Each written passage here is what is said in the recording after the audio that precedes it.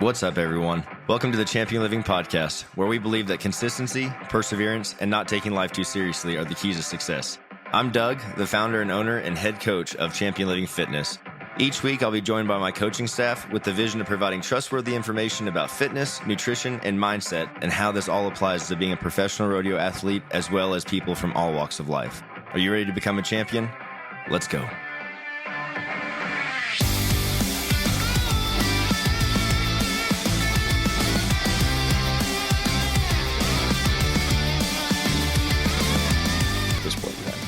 On my thighs because I was grading my driveway again yesterday on the tractor, and in my shorts, the old thighs, they got hammered. Crispy, huh? Yeah. Hammered. So needless to say, at bedtime last night, I was like drained. I was ready. That'll do it. Yep. The sun soak, it kicks my ass, dude. Yeah. When I burn.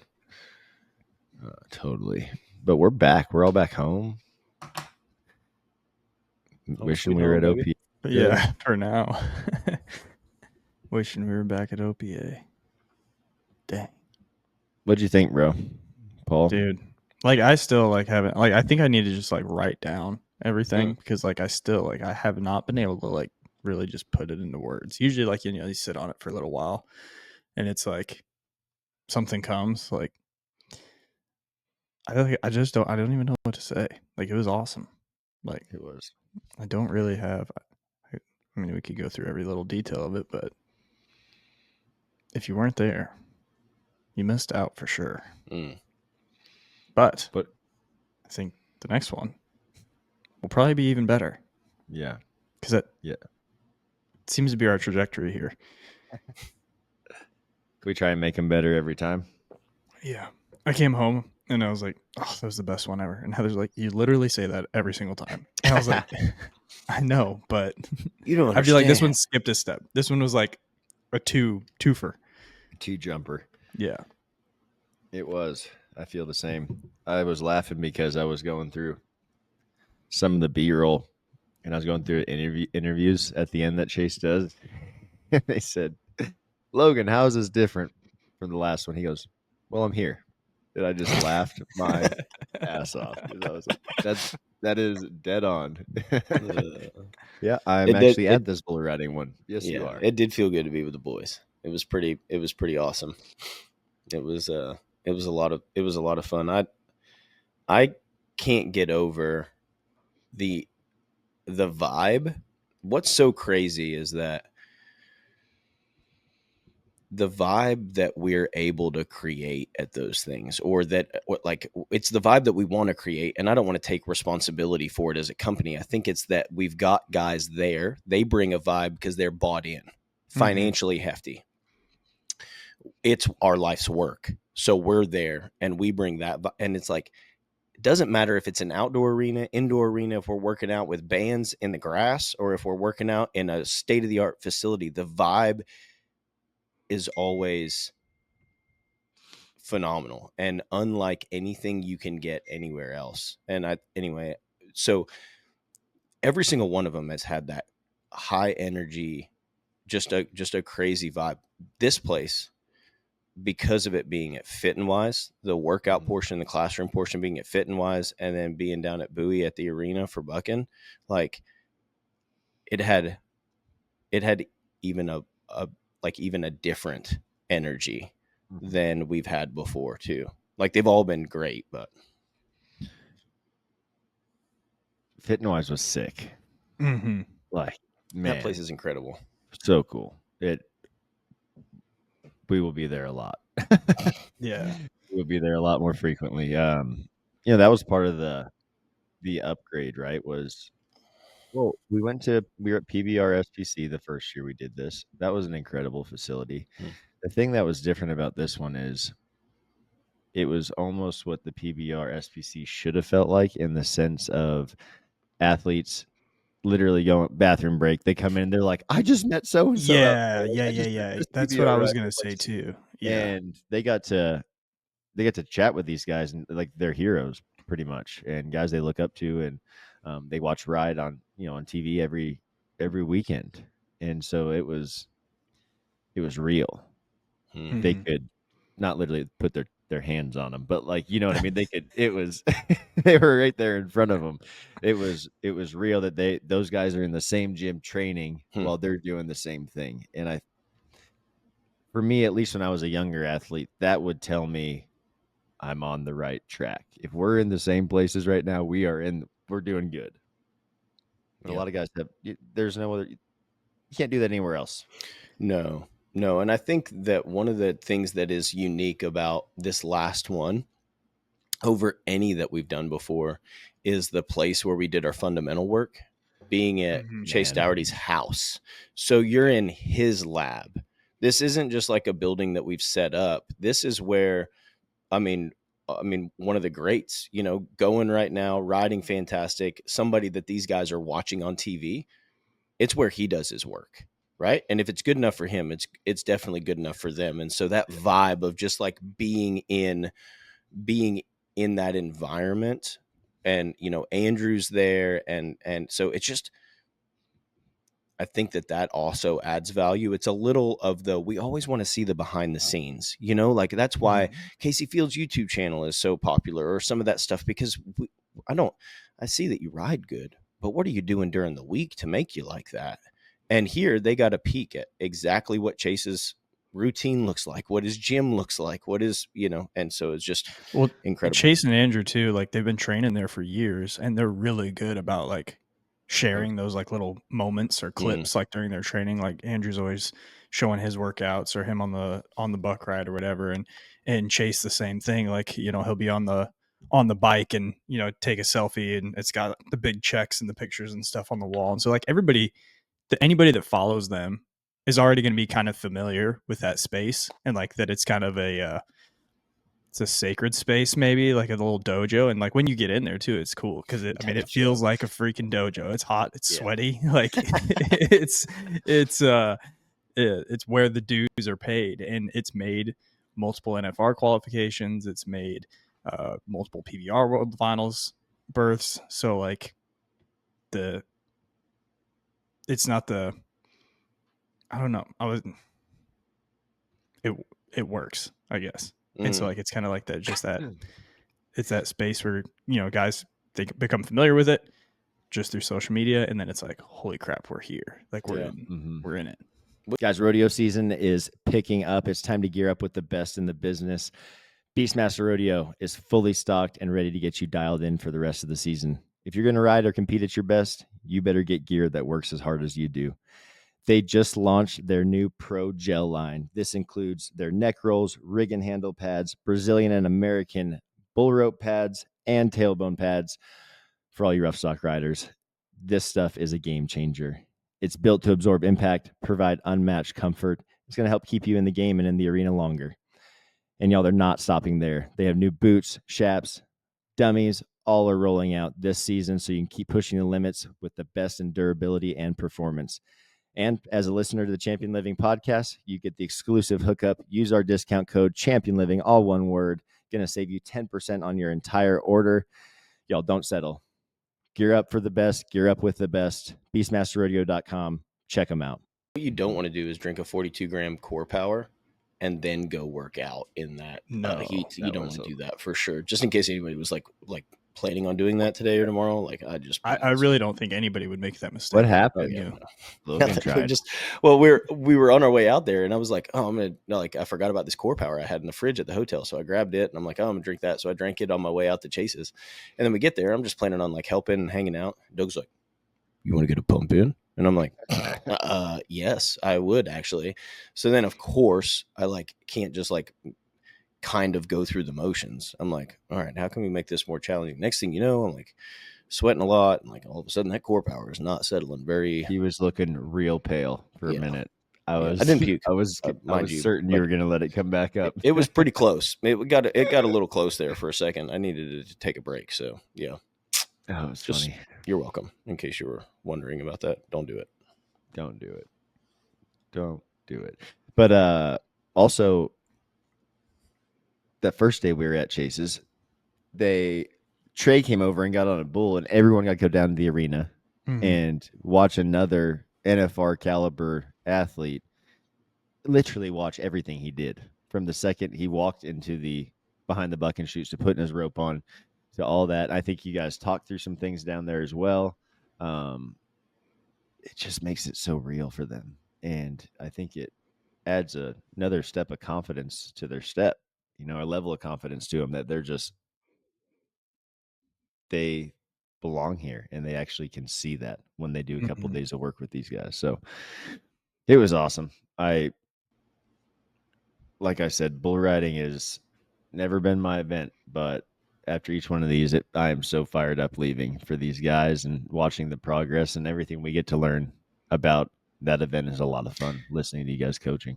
Yeah, that's what I love about it, is that I learn something every time about like the fundamentals of bull riding. And I really enjoy talking to Paul and Chase and Andrew and, Cody Custer and like picking their brain about,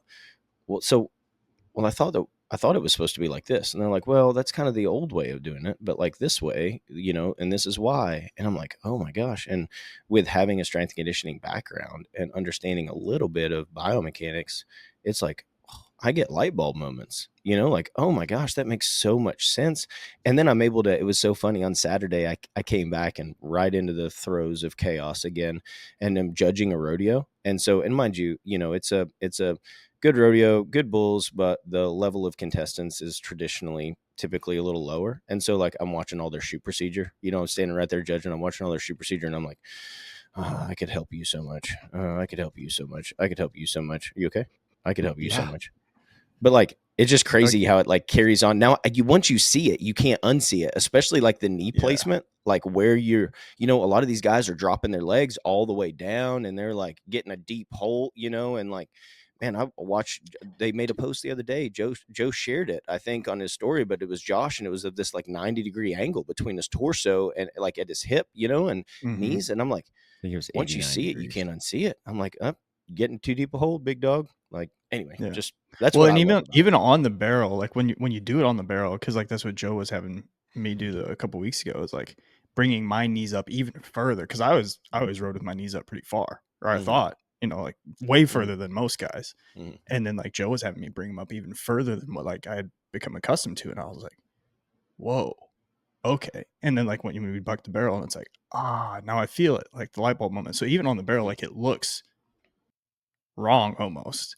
But then you see Josh go, like he posted the story of him getting on cows yesterday. Like he's doing the exact same thing he was doing in the barrel, and it works. Like it's flawless. Yeah. And the couple things that that you had said that I want to hit on. You said like the old way and the new way. What's ironic about that is there's really not a new way. There kind of is, because it's becoming more popular. But the guys, like even from 70 years ago, they were the rankest guys in the world. Yep. They rode the same way that we're teaching now.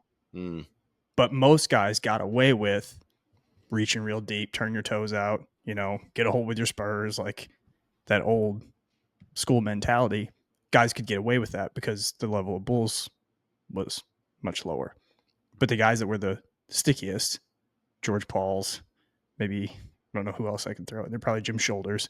Like those guys rode the same way that we're teaching, even back then. Yeah. So, yeah, that makes sense.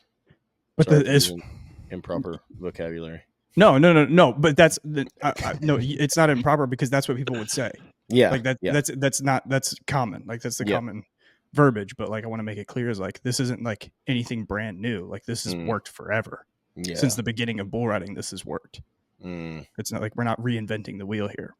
I was just going to say that. It's funny how those guys you mentioned are the first grades. Yeah. And we are now, however many years down the road. And I feel like this always happens. The fundamentals come out, the thing like appears, guys get really good at that. And then they're like, oh, but if we change this and change that, it looks even better. It does that. But then we always end up going back to where it started. Yep. One of the aha moments that I had was the difference between a Brazilian and American rope, and just talking through like there's really, and Paul's going to correct me, I'm sure, and that's okay. I'm opening myself up to criticism here. However, like from the outside looking in, there would appear that there's somewhat of like these two styles of riding bulls at a high level, right? You have like the quote unquote like American way, and then you have like this form that you've traditionally seen more with like Brazilian riders, you know, and like my mind naturally goes back to like Adriano, you know, they're big, muscle bound, and so, you know, whereas like the Brazilian style is a little bit more down, right? And then the American style maybe is a little bit more like up and over the bull, if you will, right? That's a horrible probably way to explain that, but that's just what I'm going with. But then you insert the two different styles of bull ropes, and when you break them down and you look at them at their core, what they are and the differences, each one supports a different style of riding. And where I think what like I learned this week was that one of the downfalls to modern bull riding is that we've taken a bull rope that was designed for style A and we're trying to use it for style B. Does that make sense? Like in the way that the block sits on the Brazilians, and they're getting underneath their bull rope. Whereas like traditionally speaking, you know, these younger American guys aren't trying to get under their rope. They're trying to get way up over the top of it. And so just looking at the differences in the blocks, and it was the first time that I was like, that makes sense to me because of what I know about bareback riggins and looking at different handle angles and different builds on riggins, and like, oh, getting my hips underneath of it, being able to do this, man, when they walked me through that at OPA, I was like, oh, okay, I see that. But then it's just crazy to see those two styles represented in something as simple as a bull rope. Yeah. Yeah. Talking about, go ahead. I was just going to say, like, the things you can't unsee. I learned something this week, and it was from watching, you know, the 70 outs or whatever, like these videos. Guys holding onto the gate too long when they're leaving away from their hand. Never occurred to me before how common of an issue that is. And getting that timing right, and not just common, how impactful that is for setting up the first jump. I've known it kind of cognitively, like, yeah, you got to set up the first jump, but just holding on to the gate just a little bit too long totally changes the momentum of your body. So like if you hold on to it just a hair too long, like not even a half of a second, like just a hair too long, it changes your momentum to where you're heading backwards and the bull is going forwards away from you, and it gets you out of time from the very beginning. And after seeing that, I was like I'm gonna look at every other bull ride for the rest of my life that way now. Yeah, that's because exactly right. That first jump is so important, and it's, you know, the one we always say, like, that's the only one you get to control because you know he's going to turn and leave. But how often guys get it wrong is insane. And how often they have no idea that what they're doing that's causing that, right? And I love that you said that because it relates exactly to what I was going to say. And Logan talked about biomechanics and just how the body moves, right? And I want to talk about the Vault testing that was done, and because that was so cool. But going back to what Paul was talking about, that's the same thing, right? Like where the body is and how it's moving in space. You have to be able to control that and know what's happening as an athlete too, to make it better. Otherwise, you're just looking at this film over and over, and you really don't know what you're searching for, right? When you guys were talking about, Cody talked about, you know, leaving, like using the gate to help you and get up off your rope and let it almost kind of like pack you around there that first out of the gate. Once I saw it, I couldn't unsee it. Guys holding on to it too long, because it was so obvious what would happen to their upper body that next jump, right? They're overcompensated now because they let the gate pull them over to this. So it's such a timing thing of yep, helping, let go. Because if you don't let go, then we're not helping, right? We are going down a hill, and we saw it. And the thing I loved about all these guys, they were so coachable. These guys were trying new things to get better. And sometimes, no, not sometimes, most of the time, 90% of the time, when you try new things to get better, you're going to get dick slammed. And that happened a few times, but they never wavered on that. They knew that if they could keep dialing that in, it was going to get them to that next point, because all these guys needed to work on those fine tuning things. And those are the things that take a lot of reps to get better at them, right? At this level. And it was just so cool to see that mindset. And there was no pity parties. There was no, throwing a tantrum of any kind, because it doesn't matter if we're in practice or not. These guys are competitive. They want to get better, and it's easy to get wrapped up in that emotion. So seeing what they learned those first 2 days and applying it, not just in the skill, but the mental side as well, was sick. Yeah. Okay, one more thing before we move on, and we can talk about the vault testing, because I want to hear about it, because I didn't get to see it because I was working on the fundamentals. But Chase blew my mind while you guys were over there doing the vault testing. He pulled out one of Newton's laws of motion on me, and he said every action has an Didn't equal have and that opposite. on the bingo card. No, I didn't. But it goes back to the hold on to the gate too long thing. He said every action has an equal and opposite reaction, and I was like, duh. Yeah. Yeah, it was like one of those things where I hadn't thought about it before, but like it goes back to holding on to the gate. Like if you hold on to the gate too long, you're going to overcorrect and you're going to come back. But it was like the same thing. Like we were, one of the guys I've been working with for a while, like he's been dropping his free arm, and we've been trying to figure out like exactly what's causing him to like drop his free arm. But like then we were able to see it. Like I don't want to get into the weeds on here, but like what he was doing with like in one motion, like he's trying to do something in one motion, was causing the equal and opposite to happen. Yes. And so like, yeah, another one of those things where it's, yeah, Chase and Andrew just blew my mind all week last week. They did so awesome. They did so well. And Yeah. they did well the first year too, but they both have elevated themselves so much as coaches. And I don't know if they meant to. I think it's probably them just dialing in even more to their own riding, right? Like, and figuring these things out for themselves. So now they can reciprocate it. And that was the same with us. Once we got done rodeoing and started diving into all this, we actually took the time to like figure it out. They are done rodeoing, but they're longer, later in their career, been around a lot longer.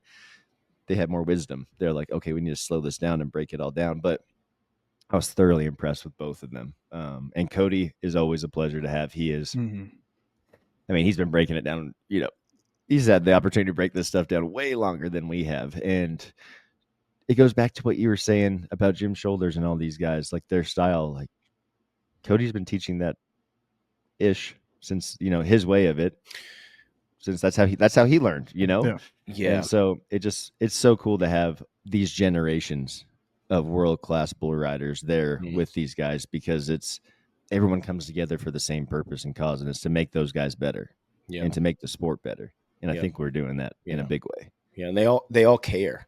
That was the biggest thing, that you go to schools all the time where the instructors are just kind of going through the motions. All of those, that like, it was so awesome to see.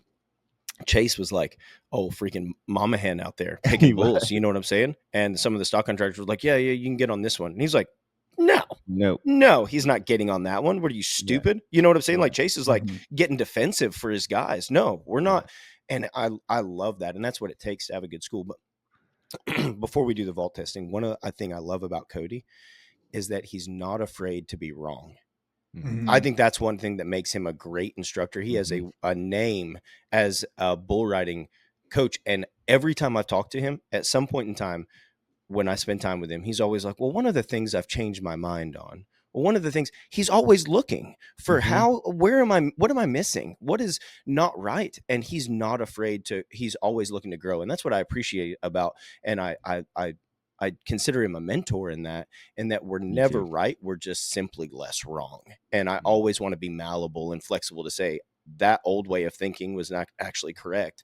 And this thing that, I mean, can you imagine Cody, world champion, putting on schools for a living for years, comes to our OPA last year to talk to who? What's his name? Paul Lloyd? Never even heard of that guy. But like, comes there to pick your brain and talk with you because he wants to understand some more of the biomechanics. And he's like, he's so open to growing. And I think that that's one of the things that I want to emulate in my life, and one of the things that makes him just a phenomenal instructor. Absolutely. And man, I'm glad you talked about Chase picking the bulls, like being like that, because that's how we are with the horses, because we know it works. And after that first year, Andrew and Chase saw that. They know now, and they're not willing to sacrifice that part of it. And that's so important to me. And that's why, when we were picking the bulls, I don't know anything about bulls, dude. Like they got horns and 2 ears usually. Like that's about all I know. Paul, Chase, Cody, I left that all up to them because I trust these guys. Like, right, I trust them with all of these kids' lives, essentially.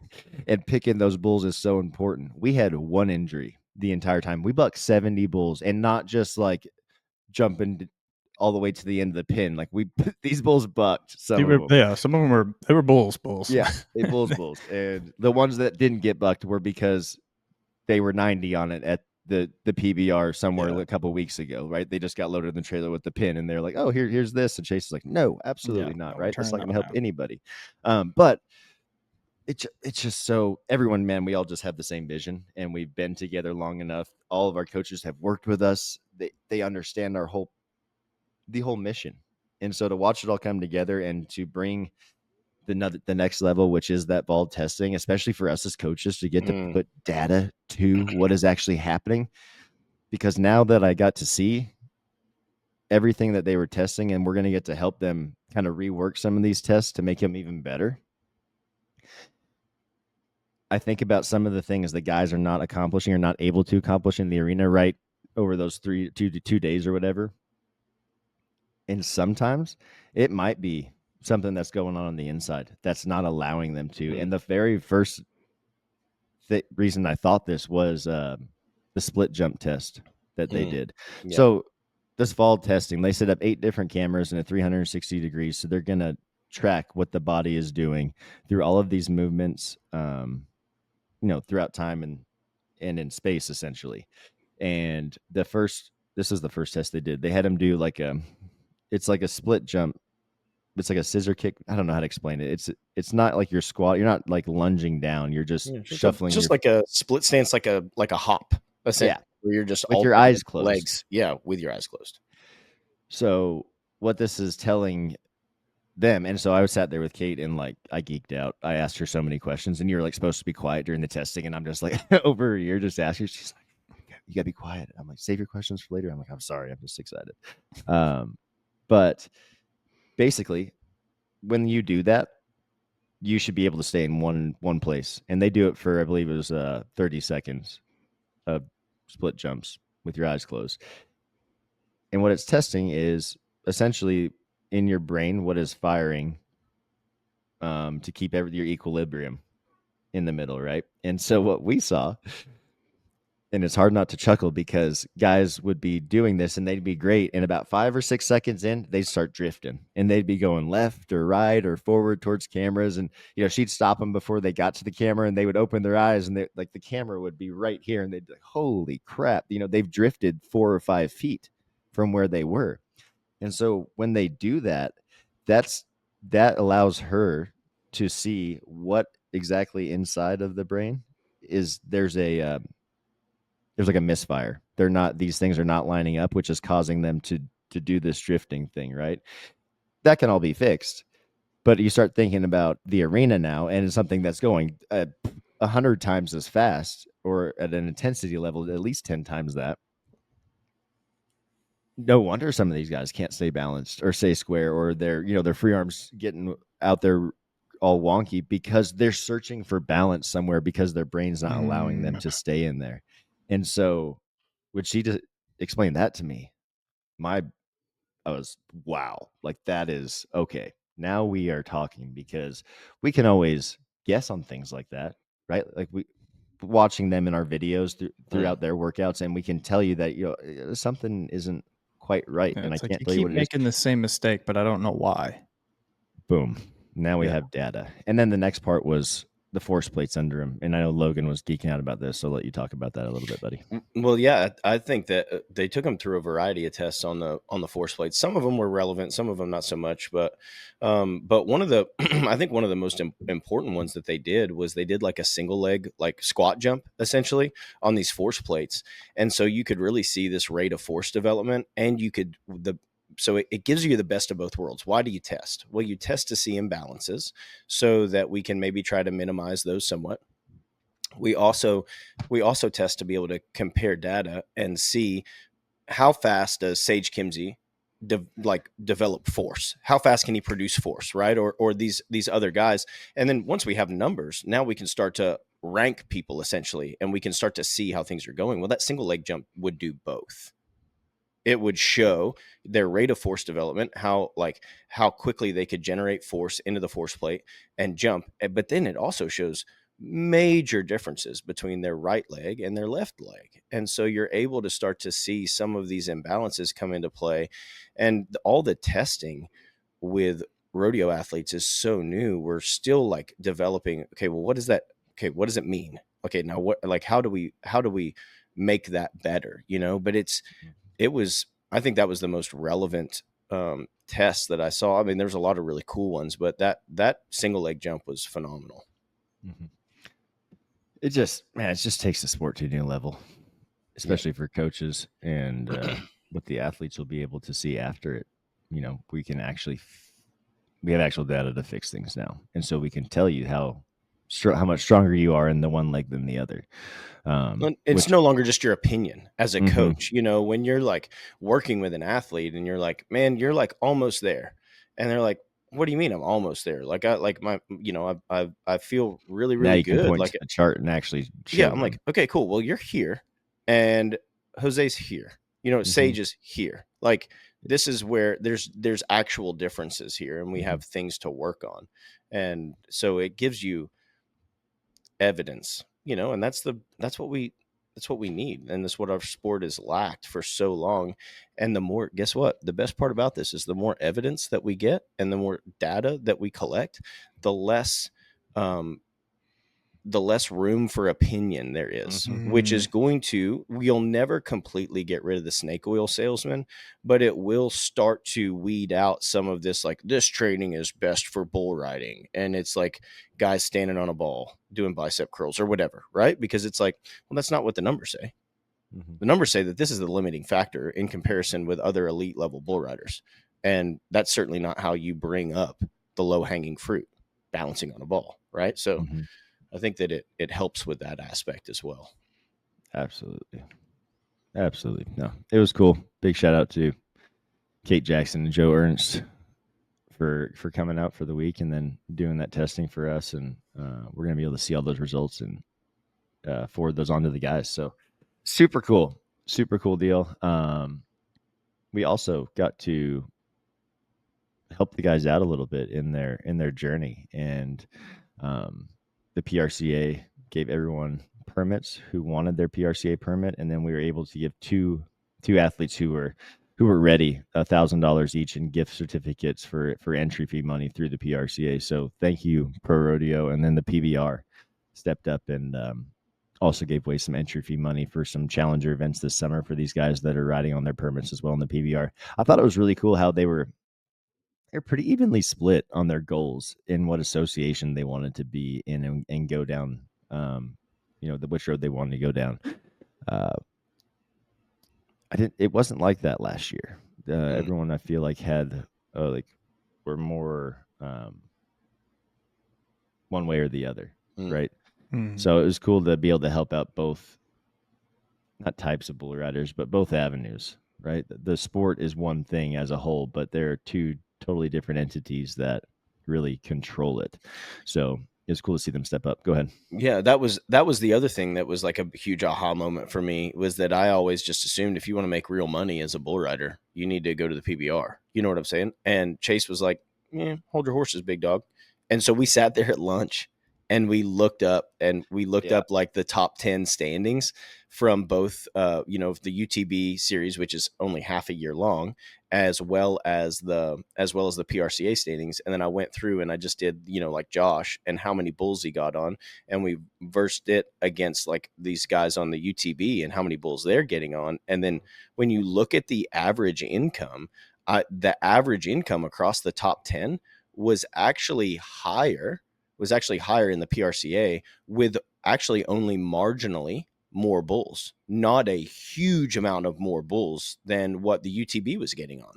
And so that was a real eye opener for me, in that I just assumed that, paying $25,000 a weekend or whatever, like if you want to win real money, you got to go to the PBR. Well, the reality is that these guys in the PRCA they're winning on average just as much, if not more, without having to get on a bunch of extra bulls. Yeah. It's just a different game because in the UTB, everybody's going to the same event. All of Yep. the top dogs are there. And so the Yep. winning is going to be split up a lot differently. Whereas in the PRCA, there's way more events to go to. You're not going to be getting on a 23-point animal every weekend or everywhere you go. Like, you're going to run into them for sure, but like, it's not going to happen on a consistent basis. And you're going to be able to probably win more frequently or place more frequently just because the competition is a little bit more spread out. And so like, it's just kind of two different games really. All the same at the core, like ride the bull, win the prize, but like there's, it was kind of eye opening when we deducted the $1 million bonus out of the equation. Yeah. And so when you take the $1 million bonus out of the equation, I think it was like almost $75,000 or $100,000 more for the top 10 in the PRCA versus the PBR. Which I want to say the average was like 20 more bulls or something like that. Like it wasn't, or maybe not even that, 10 more bulls. It wasn't a crazy amount of, and then you factor in the UTB is 6 months, versus the PRCA guys going more or less, say 9 months. Let's say they don't rodeo a bunch in October, November, December, but January through September, they're going. So anyway, it was just, it was really it's interesting because you don't think about, there are big differences. Yeah. And at the end, they kind of lead to the same place in the sense of your income if you are in that top percentage, Tier. right? That's making the finals. Yeah. But like Paul said, you're getting on 23-point animal every time you go at the PBR. And it's just different, but it's cool. And the vibe's different. You know what I'm saying? I can only different. imagine the vibe is way different. You're flying in probably to the majority of maybe not the majority, but quite a few of them. You're flying in for the weekend. You're set up at a hotel, typically pretty bougie, right across the street from this event center, which is typically downtown. And so you're like celebrities for the weekend in town. It's not like carnies, which is what rodeo athletes are. It's like this town drive 12 hours, this town drives 7 hours, this town, and so back and forth, going low on sleep. Not that, guys on the UTB aren't going low on sleep at times, but the majority, as far as like being able to set up your sleep environment and know exactly when you're competing and have off days each week to be able to prioritize recovery, that's a major difference between the two, is that just the schedule, I think, that you're able to keep at the PBR versus the PRCA. It's like, cool. You better love driving, get after it. Yeah. It definitely depends where you are in life. Right. Yeah. And we've seen a lot of guys that were extremely successful in PRCA. They go to the PBR because they want more time with their family. They want more time to take care of their bodies. They have done the PRCA thing and want to accomplish that. And that's sick, but again, they're two very different things. We were talking about giving stuff away, or like, what we gave away. I don't know if I told you this yet, Doug, but yesterday I would think I was on the phone with Logan. I did the calculations on what all we gave away. We gave away $17,000 worth of swag, and that's including the permit gift cards and stuff like that. Yeah, we gave away over $17,000 worth of stuff. That's wild. That was cool. That is. I don't want to promise that every time because we had some really great partners. We had some really great partners that stepped up and really made this one special. So, like, hopefully that trend can continue. But I think that was another part of what made this one so different, was we were able to reward the guys. Yeah, Turtle Box came through in a big way. They sent us 6 turtle boxes to give away to athletes. We gave one away every day. Just depended on what happened that day, who earned them, but it was so fun. Resistol gave us some 20X straw hats to gift to the guys. We got rigging bags through Beastmaster. We got Leica bells for them with OPA logos on them, and everyone was fired up about it. So that's wild, man. But that was part of the deal. We want to up this thing. We want to make it better each time and add more value to the guys, and have them leaving there. Not go ahead. Those Rodeo Now t-shirts are super bougie. I wore that the other day. Love it. I was like, this might be my new favorite t-shirt. They're so comfy. They fit good. Like, they were super bougie. Real nice. It was cool how many guys were already using the Rodeo Now app. I know. It's the first time I asked, and everyone pretty much had it downloaded already. So that was cool. anyone listening, if you don't have Rodeo Now app, definitely go download that. It is it's free. Check out stock videos, sales. Like they're selling bucking animals, barrel horses. Everything's on there. Go check it out. It's literally the one-stop shop, like social media for, I might call it the back office of rodeo. But what do you guys? We're coming into June. We're already like I'm about to be halfway through June in a week, which is just boggling my mind because that means NFR is going to be here in no time. But busy season's kicking off. Athletes are on the road. What are you guys doing with them? Are we supposed to be doing something? I'm just kidding. I mean, yeah, like if we talk to him, I've swapped up my guys that are rodeoing right now. The style of workouts obviously that they're doing is much different, and so I've worked pretty extensively to come up with a pretty good schedule for most of the guys this summer that are getting on anywhere between 3 and 4 or 5 animals a week, and being able to still maintain power as well as work on mobility, maintain some strength, and then just the recovery aspect. That's the low hanging fruit for all of our athletes.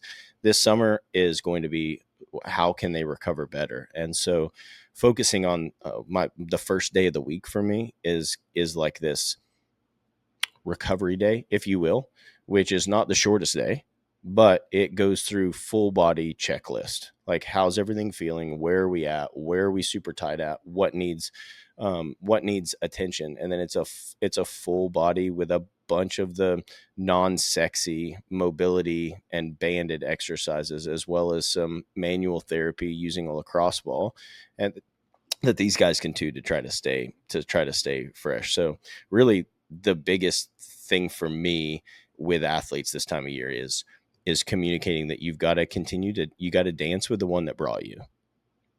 Like you get to the dance and sometimes you're like, well, I'm going to go dance with somebody else. Like, it doesn't work that way. You feel good because you've been doing the things. You got to keep doing the things, even when you're busy, more so when you're busy. Mm-hmm. Yeah. You got to keep moving and got to keep at least a maintenance level of activity up. And a lot of that is going to be, my thing is just do something. Mm-hmm. Even if it's just mobility, you need to be consistent in movement. Yep. And I've got some timed athletes that it's taking me this long to figure this all out, but just the time they have to spend unloading horses, feeding horses, and all the extra stuff that goes in. A lot of them they're tired by the time it comes when they have a little time that they could train, right? And over the last, 6 years of doing this, it hasn't really it's really appeared to me now that if they just did mobility, that would be okay. And that's what I've been doing with a lot of these steer wrestlers that I've been working with. And had a meeting with one of them yesterday on the phone, and we were just chatting about it. And he's like, I'm just beat, dude. I'm already tired. Like we're already busy, right? And we just agreed 20 minutes a day mobility. And I have optional things on there for him too, that he can maintain his power when they have these weeks that are not as busy. They're not as going as hard. But, the biggest thing is you got to do something. Mm-hmm. And you need to keep your body moving because it's going to help. But you got to make it your own, and that's okay. You know what I mean? But when things start lacking in the arena, realize that you've got to get back to some kind of training that's going to light that back up, right? To activate that back inside of your body. And it can be as simple as a jumping air squat for power, just to remind your body that that's what we do. We need to be able to recreate this amount of power this week, right? Granted, I think some of that is going down when you're competing, but you still have to maintain. It's not in a perfect environment, is why I usually don't count it. But it's definitely it is. I mean, it is definitely something. And like the cognitive effects of competition, I can't remember when we talked about it. But I'm pretty sure we talked about our doppia, and that like their reflexes and whatnot. The more you're getting on, it gets better, right? And it's because of that effect of competing on a regular basis. And so they do get a lot of benefit from cognitively as well as physically from getting on regularly. But like you said, whether it's maintenance, mobility, whether it's maintaining power, trying to maintain strength as much as we can, like a lot of those, like you just do something. Just do something. Move. Yep. We talked about the residuals of training too at OPA, which I think those guys had a big light bulb moment. They're like, oh, I understand now why we hit month 2 and my strength, I start feeling weaker. And, I'm not maintaining the muscle mass because, well, that lasts for about 4 weeks. And then we got to keep going, right? We got to remind the body that's what we do. What were you going to say, Paul? I was just gonna say, like, it's such a recovery game, like this, especially the summer run. It's the emphasis around everything is recovery, but like to then, I don't know, maybe shine a different light on that. I don't know. It's kind of it's proving it more or less than not proving it. But like, I never have issues from the guys that are training consistently. The guys that are doing all of their workouts through the summertime, they're not the ones feeling under recovered. They're not overtraining. They're not going too hard. They're the ones that are feeling better. It's the guys that start to fall off at the beginning of July, and then like they don't work out for, maybe they do one a week or they skip a week and a half and then they do another one, like something like that. Those are the guys running into issues. And so I think there's something to be said that when you're putting intentional time and training in your body, you're also helping recovery a little bit. It seems counterintuitive, but like we all know, you get a good workout in, you usually sleep better that night, right? And so like there's like kind of there's a balance there, but I think for most guys they're not hitting it too far on like they're not usually training too hard. No, not in this sport. No, not in this sport. That's dead on, dude. It's also a mental toughness, a discipline thing. You how bad do you want it? And part of that is doing this mobility and the maintenance work when you don't want to. And you'll look around and no one else will be doing it. And you will try and justify it to yourself that, oh, no one else is, like, I'm good. But you need to be doing that. And everyone needs to be looking at you saying, oh, shit, like he's over there I need to be doing something else. It's essential. Yeah. It's like skipping. It's like you wouldn't not feed your horses. Yeah. You know what I'm saying? Like you wouldn't not feed your horses and expect them to perform. Like it's the same thing here, but like, why are you skipping meals? Why are you not taking 15 minutes to work on mobility? Like when you start to shift the way you view it, because right now it's, by and large viewed as optional. And it's like, well, if I get time, it's like, you never just wake up and be like, well, I'll feed my horse today if I get time. It's like, for most of those guys, it's probably the first thing they do. They wake up, roll out of the trailer, they go check on the horses, make sure they got water, throw them some hay, whatever, right? Like take care of their horses first thing in the morning. And while I'm not saying that your workout should now become first thing and the horses take the back burner, but it should be just as much of a priority. You get done feeding, knock out 15 minutes of mobility, boom, done. Breakfast, on to the next, whatever the next thing is. Like it should be that essential if you want to feel good as the summer drags on. But inevitably we'll get phone calls in the end of July, beginning of August, and they're like, man, I don't feel dude, great. if like you're saying, it's essential. You got to do it. If you want to make a living at this, if you want to be a world champion, if you want to qualify for the NFL or any kind of finals in the Professional Rodeo Association, you have to do this shit. It's non-negotiable. Really. And it makes me even think about myself. I'm not rodeoing or anything, but we're super busy with new baby. Me and Al both want to work out and feel better.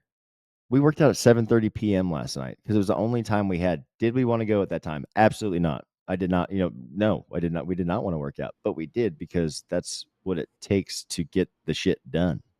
You have to. Sometimes it's not convenient. And if you don't want it that bad, you won't do it. And that's what it really comes down to. And that's the hard conversation most people don't want to have with themselves is it comes down to nothing but your dedication and your mental toughness to continue to go, because entrepreneurship, we said this before, is not about winning right then and there. It's about outlasting. And this is the same exact thing. This is, you are an entrepreneur. You own your own business. Outlast you need to. The competition. Yes, that's exactly because right. Especially in this game, how often do we see guys quick flash? Hot and then gone, hot and then gone, right? Because they are not dedicated to the whole process. They are talented and successful in spite of what they do for a short amount of time. But that always fades. We see it every time, and we can almost predict it at this point. So, bottom line, you're just not that dedicated if you're not doing this shit. Hey, man, it sucks. It's a hard thing to swallow. And if that's what you're feeling right now, I didn't mean to call you out, but I did. And Cool thing about It's that not is you your can fix it. Spurs. It's not Yeah. it's not your whatever. Yeah. Like, it's not those leg wraps that you're using. It's Man, that's for everything though. You Yeah. take the besides bull run for anything in life. If you're not getting the results you want, 99% of the time, it's you. And it's a change of perspective. It's a change in your actions and being real with yourself and saying, yeah, I am sucking right now, but I can fix that. Been there. I've been there so many times. I have those conversations with myself all the time. I didn't used to because I hated it because you're like, you feel shitty. But now it's exciting to me. I love having hard conversations. And sometimes it makes me come off blunt and like rude. I've been told recently, but I have no intentions of being rude. It's just I'm actually excited to get to the other side of this hard conversation because that's where all the good stuff is. Not fun for a second, really awesome for a good while after that, right? Until you start needing to have another one of those conversations. But it applies to rodeo, relationships, life. Get comfortable at dealing with the uncomfortable. And part of that is doing the mobility and the maintenance work on the road that you don't want to do, but you need to do. You'll be really happy when you see those yellow gates in that big arena and all those people screaming for you. I promise it'll be worth it. But man, all you young guys that think it just gets easier, it doesn't. It gets harder to do this stuff. Like these guys I'm talking about on the timed event side, they're multiple time NFR qualifiers, and they still have to be reminded to do that stuff. But the difference is when I remind them, they remember, oh yeah, you're right. I do need to keep doing that because that's what got me. And a lot of them, they've been through 1 year of not making it after that first qualification because they did not dance with the one that brought them. They did not continue to do the stuff. And they see, well, they know they don't want to feel like that again, but they will do it even if they don't want to. And part of that, again, is as coaches, we got to listen to our athletes and like make it doable for them, right? Make it plug into their system. And that's going to be different for every athlete at every end of the arena. It's just going to be different. It's one of the biggest ways in which I think we all grow as coaches. You know, at one point in time when you're green, it's like, this is the program, do it or don't. And like this is optimal. It's like optimal goes out the window when they won't do it. You know, so it's like, I would much rather them do something that I know, like, okay, is it perfect? No. Could it be better? Absolutely. But it's something they're willing to do. And so we're with every client that we've ever had, they have expectations on what they think exercise or fitness should look like. And then we have what science says they need. And our job is to bridge the gap. Our job is to give them a little bit of what they want while we mix in what we know they need until they start to feel the difference. And then they start to want more of what they need. You know, they start to grow in that and they love it and they love the process. And so that's our job is to be moldable.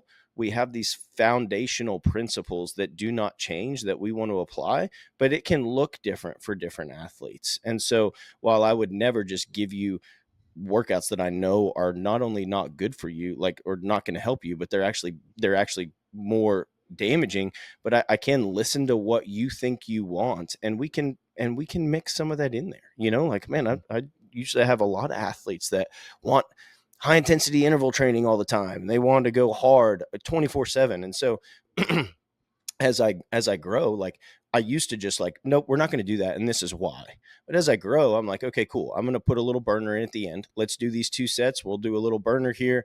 But then they start to feel better. And then they're like, oh, we'll need some more of this and some more of that. And it changes the dynamic because we earn their trust. And that's the most important thing, is that if you're listening to this and you're a rodeo athlete and some of the stuff resonates with you about not being dedicated or not being committed, like, you have no buy-in with us. You're not paying us. You have no buy-in with us. And I understand that. But the reality is that none of us are making this up to benefit our pocketbook. It's not just like, hey, this is the scheme. We're going to tell them all they need to train in season. They all need to hire us so that we can make more money. I don't care who you use. I don't care what you do. I don't care if you go for a friggin' walk. But if you want to feel better this summer, you have to move. Got to. Not non-negotiable. Absolutely. And we've got resources for that too. I know you just started an in-season plan or mobility. Yep. Part of your community or whatever you want to Yeah, call it. I'm about to launch it. I'm about to launch it next week. It's going to be like a 6-week like Cowboy Christmas, mobility only, with some resources on recovery and stuff. And I think it's going to be a great opportunity for people that are maybe on the fence about coaching. It's going to be a super easily, I mean, go through at your own pace, but will 100% not be as, it'll be more affordable than one-on-one coaching, but will still be something that like, it's going to give you resources that you need to move forward. And Paul's talked about the same thing. So we're all going to have options for you this summer if you're looking for coaching in some way, shape, or form to move you forward. Yeah, and talking about more affordable, we've got the Champion Living Fitness app, which is our step one, our introduction to what we do, and it is so simple to do.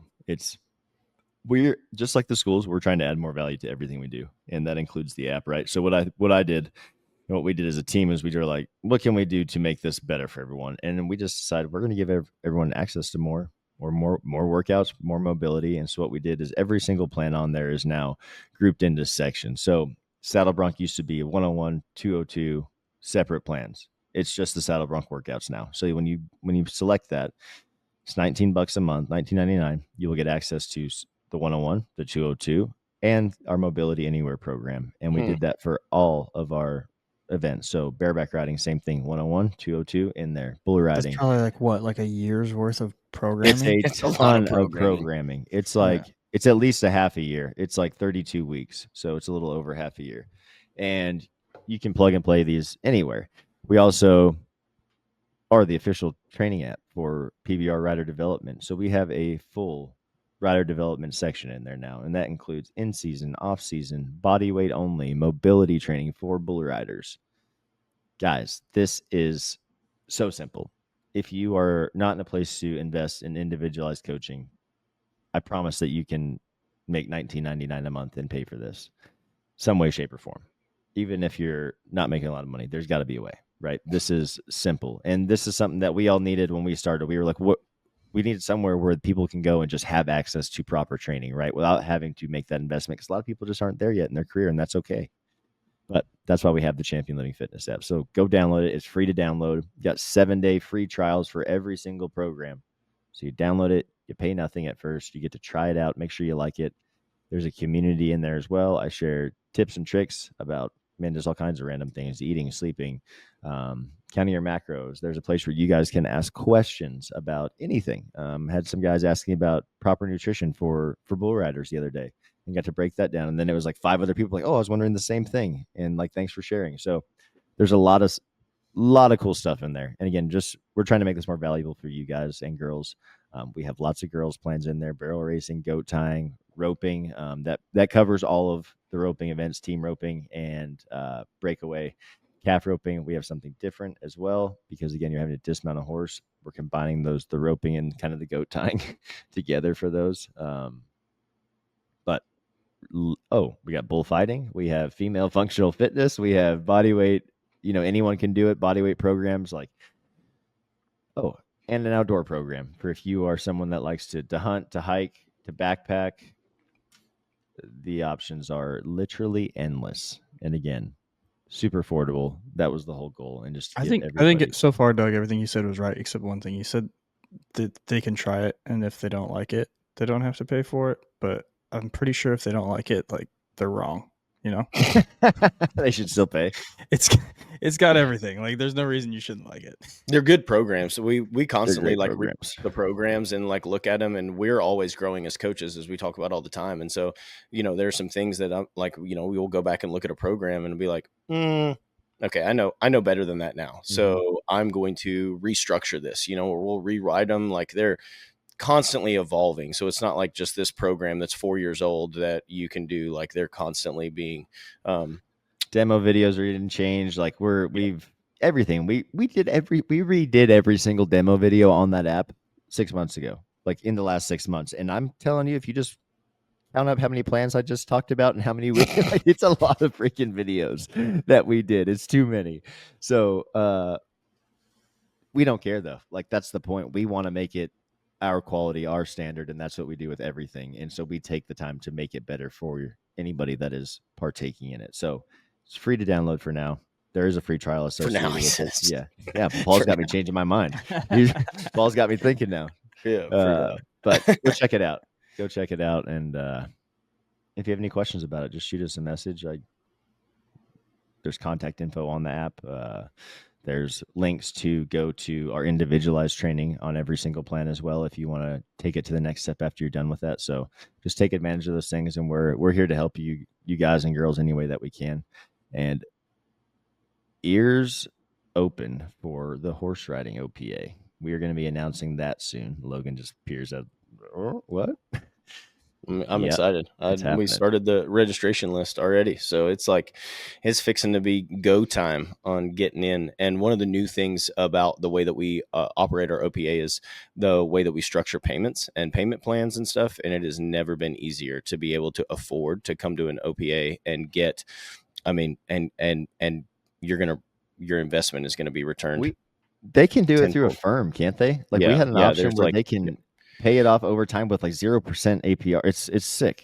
Yeah. We're trying to again make this as doable as possible for anybody, and that sometimes takes a little planning. But that's why we open the registration now, and the school is the first week in November, right? Last week Mhm. October, first week in November. We've got what 4 months, 5 months here that Yep. you could easily set up a payment system and get paid up by the time we get there. And that's again, we're not trying to just like we need your money right now. Like we want you to be there. We want to help you. So we will work with you any way that we can.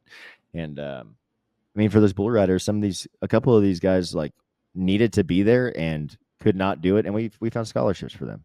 Mhm. Like they were other. We will help you any way that we can. So Yep. if you want to come, if you are ready to come, and this is like we'll put you to that next level in your career, and you need some help, let us know. Like we'll figure something out. Yeah, we are getting sold stuff all the time. And I think that we're just so used to getting stuff pushed at us with ulterior motives that it's like we're like, well, yeah, it sounds cool, but how much is it? Oh, yeah, no, you're obviously trying to get rich. It's like, Bro, yeah, oh my goodness, this is, that's dude, my here's the favorite. deal. We just want to told you help. we gave away $17,000 worth of stuff. We did give Like, away $17,000 worth of stuff, but at the same time, every penny you goes can't back you into can't the do it for students. free. You can't No. do it for cheap. If you want cheap, go to an ordinary school. The reality is that the only reason that OPA is OPA is because everybody's there is they're in. They are invested to whatever. Some of them have spent the last dollar they got to get there. And guess what? Their life and their career is forever changed because of the investment that they made. That's why it's expensive. That's why.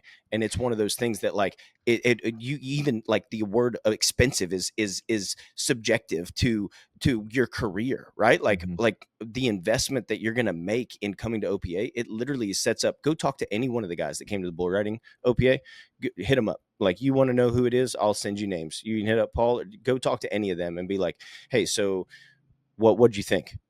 They're all going to be 5-star reviews because it's something that you cannot replicate anywhere else. All of them would tell you that you're dumb for not coming. And it's like, it's one of those things in which all of them already said they can't wait for next year. Yeah. This is the second time we've had someone show up that was injured, couldn't even get on and still came. Yeah. Literally could not even was not getting on bulls, came for the first 2 days only and stayed for the last 2 days and literally pulled gates for us the entire time and just soaked up every bit of information he could.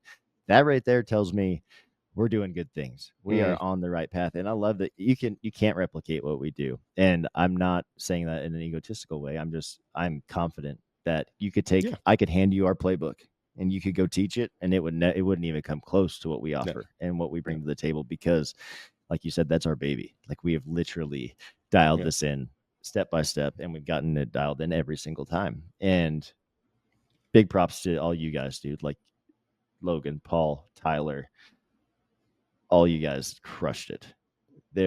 We all came together. We were all on the same page.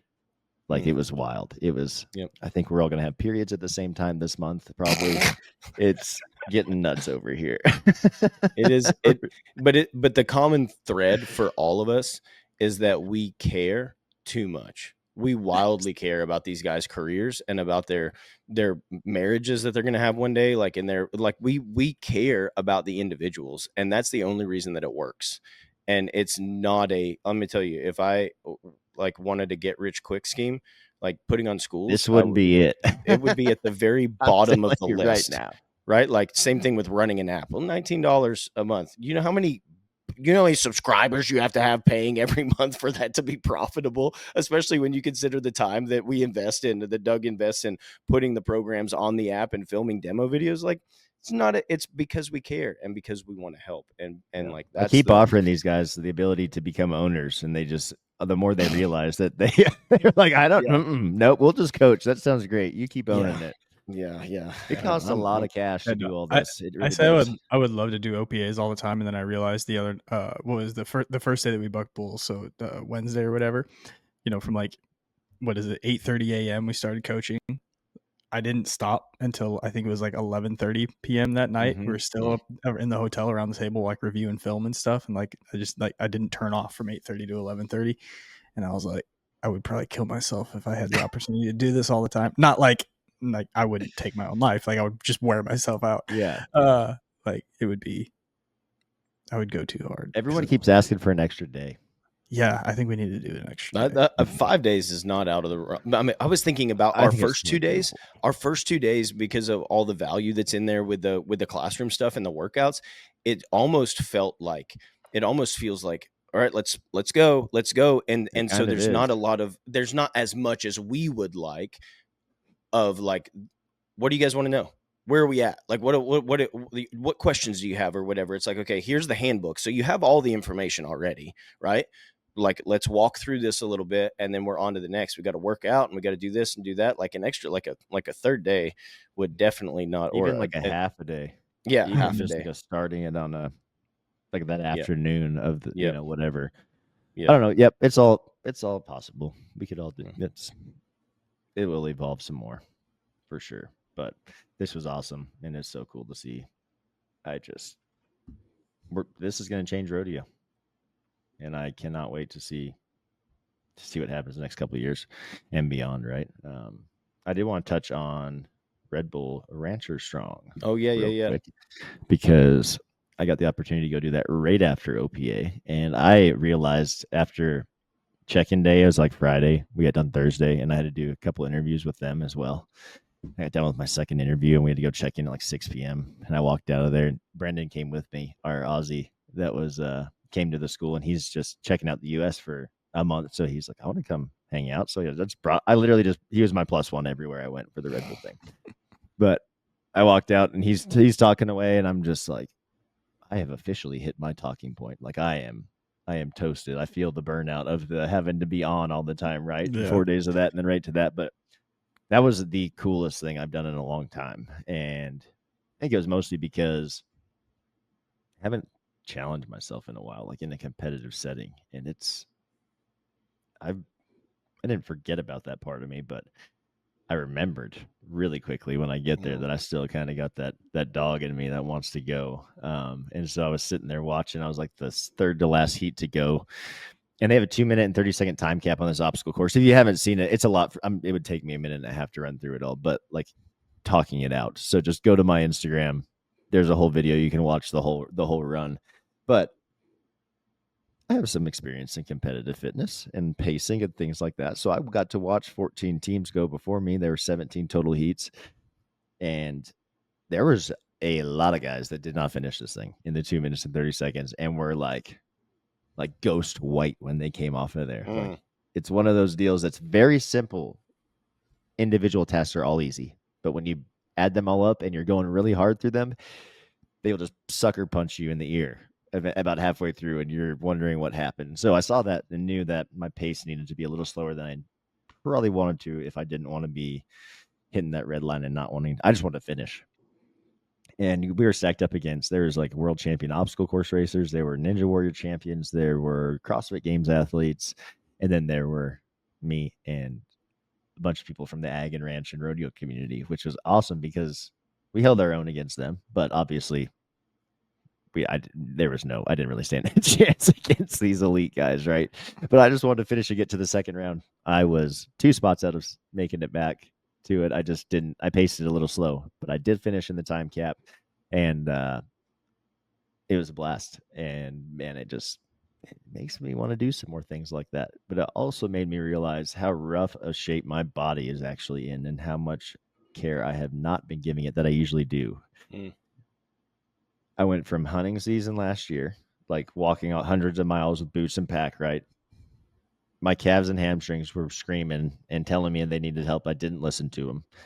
And then we had baby and NFR and all of that, right? Definitely didn't take care of any mobility or anything like that. Just trained at the probably did a little too much because I was trying to force it, like making myself train to do workouts because I was feeling behind, like I was losing stuff.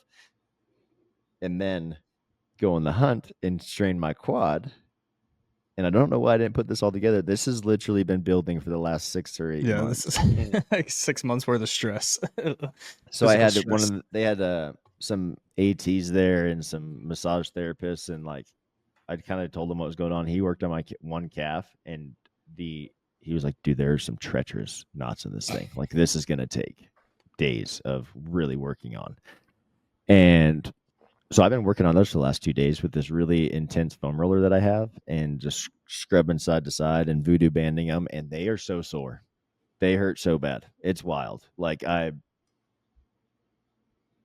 it's so easy. You get used to it. Like my calves and knees have been hurting.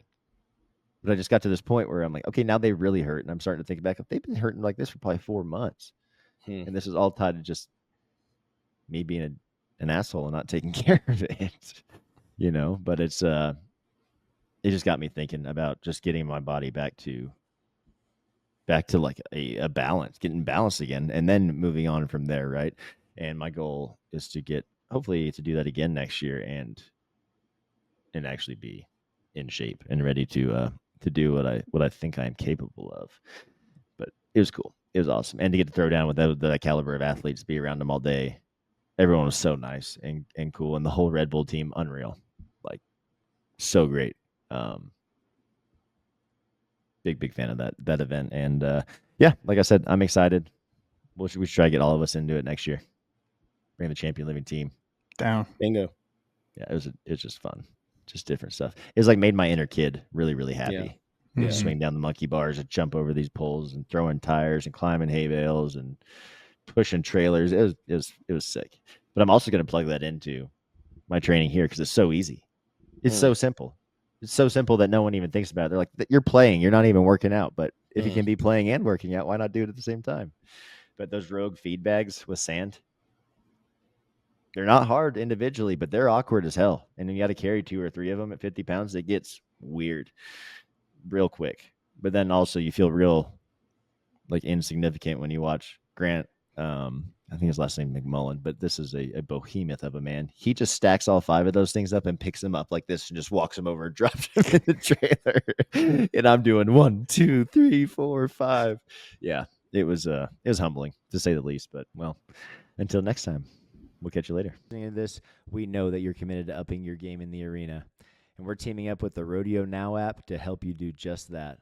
The Rodeo Now app allows you to record, upload, and catalog your rides and runs, review your performances in slow motion, and our favorite feature, if you're not familiar with your stock draw, you can search your animal by name to get all the intel you need to make your next ride a winning one. Join the Rodeo Revolution today and download the Rodeo Now app for free. It's available in the Apple App Store and Google Play Store. If you want to learn more about our coaches and program options, make sure to swing over to our website at www.championlivingfitness.com. You can fill out the Become an Athlete form to set up your free consultation and have all your questions answered by a coach.